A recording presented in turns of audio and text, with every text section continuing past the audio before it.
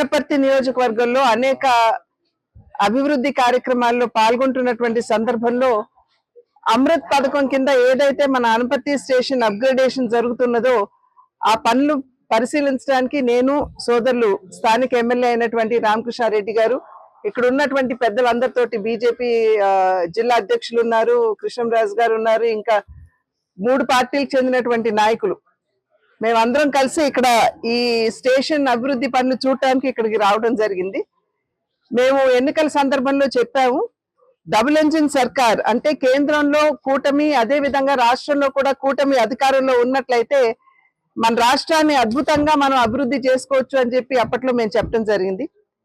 దానికి అనుకూలంగానే ప్రభుత్వం తరఫు నుండి, అదే విధంగా స్థానికంగా ఎంపీ ఎమ్మెల్యేలుగా మేమున్నటువంటి సందర్భంలో కూటమి మంచి సమన్వయంతో ముందుకు వెళ్తూ రాష్ట్ర అభివృద్ధి ఏ విధంగా జరపాలి అనేటువంటి విషయం మీద దృష్టి కేంద్రీకరించడం జరిగింది.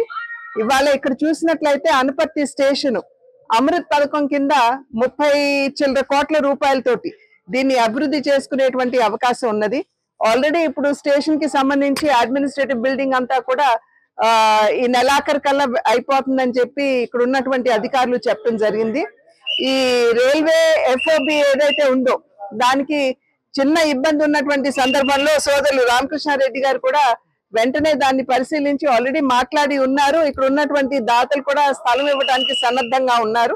కనుక ఎఫ్ఓబి కూడా ఏదైతే సమస్య ఉన్నదో అది కూడా పరిష్కరించుకునేటువంటి అవకాశం ఉంటుంది. అనపర్తి స్టేషన్ తో పాటుగా బిక్కవోలు స్టేషన్ కూడా ఇప్పుడు అభివృద్ధి చెందుతుంది. దానికి కూడా పనులు జరుగుతున్నటువంటి నేపథ్యం ఇది కూడా ప్రజలందరూ గమనిస్తున్నారని చెప్పి భావిస్తున్నాను. అదే విధంగా ప్రధానంగా కెనాల్ రోడ్ ఏదైతే ఉందో అది చాలా ఇబ్బందికరమైనటువంటి పరిస్థితి ఉన్నటువంటి సందర్భంలో పీపీపీ మోడ్ లో రాష్ట్ర ప్రభుత్వం దాన్ని ముందుకు తీసుకెళ్లేటువంటి అవకాశం ఉంటుంది. ఆల్రెడీ డిపిఆర్ సర్వే కూడా మరి ప్రభుత్వం చేస్తున్నటువంటి,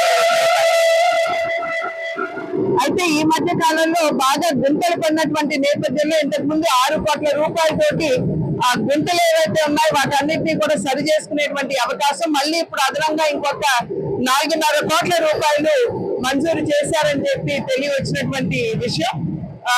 నాకు సంబంధించి కూడా నాకు ఏదైతే ఎంపీగా ఉన్నటువంటి సందర్భంలో local area development fund MP lad ఏదైతే ఇస్తారో దాని మాధ్యమంగా కూడా అనపర్తిలో కమ్యూనిటీ హాల్స్ కి ఇప్పుడు ఆల్రెడీ ఒక ఎస్సీ కమ్యూనిటీ హాల్ కి శంకుస్థాపన చేసుకుని రావడం జరిగింది.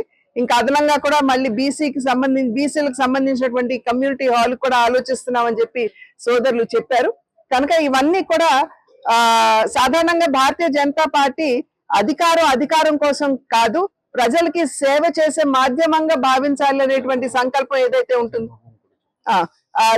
ఏదైతే ఉంటుందో దానికి ఆ ఆలోచన ధోరణికి అనుగుణంగానే ప్రజలకి సేవ చేసేటువంటి మాధ్యమంగా ఇవాళ ప్రజలు మమ్మల్ని ఆశీర్వదించినటువంటి నేపథ్యంలో మేము ఆ సేవకు అంకితం అవుతామని చెప్పి తెలియజేస్తూ, ఇందాక ఆది నుండి కూడా ఇక్కడ జన్మభూమి స్టాప్ అయితే ఆగితే బాగుంటుందని చెప్పి స్థానికంగా ఉన్నటువంటి ప్రజల యొక్క అభిమతం.